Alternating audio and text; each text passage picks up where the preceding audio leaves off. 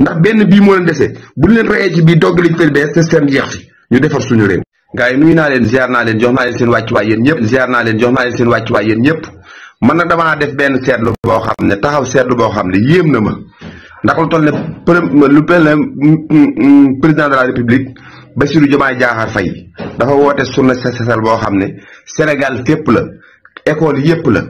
yéen opposition bi xanaa yéen seeni doom du jàngee ci école yi wala yéen maanaam yéen da ngeen opposé wu ba liy doxal réew mi sax da ngeen ciy opposé wu mais yow boo mënta dem bale ji yow na sa doom génn dem bale ji parce que moom école am la ñu bale tey man gis naa fu ne ngeen fay opposé wu mais man gisaguma ngeen di xëccoo mbale mi te bale bi pour Sénégalais yëpp la du pour Pastef am yéen bëggu leen Sénégal set moo tax lii njàngat la ci Sénégalais yi xam ne ñii politique leen ñor mais Sénégal ñoru leen xëccoo moo leen ñor waaye Sénégal ñoru leen tax gis ngeen tey jii président de la république dëkk ba mbale ji mooy Mbour dëkku Mbour moo naa dem bale ji seen dëkk école yam doon jànge mu bale ko wala mu yem Ndakaaru gii du dëgg mais gis ngeen ba premier ministre ak ministre yëpp ay Cheikh Tidiane Dièye Birame Souleye Diop ministre bu ne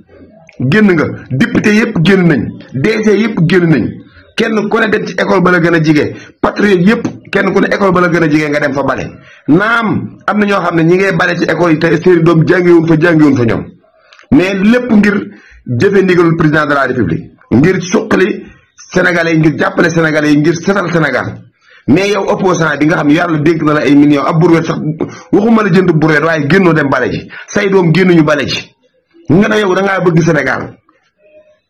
yéen daal mën ngeen a xëccoo assemblée mën ngeen a xëccoo palais mën ngeen a xëccoo DG mën ngeen a xëccoo lu ne waaye mbalem setal Sénégal daal mën leen ci dara moom te du ngeen ci jéem dara moo tax ngeen xam ne patriote yi lii am njàngat la te képp ku ci am benn image opposant mu génn bale ji yónnee ma ko man danaa ko taf danaa ko sant danaa ko gërëm man gisuma benn opposant bu génn benn génnul kenn ku génn ci ñoom gisuma ko waa lii du problème mu Diomaye lii problème programme Sénégal la école yaa ngi waaj a tëj say doom a nga fay jànge say jarbaat a nga fay jànge say rakk nga fay jànge ah wax dëgg yàlla nañ leen dem setal école yi kay bu ko Diomaye waxee ay école am taxut Sénégal gépp a tax loo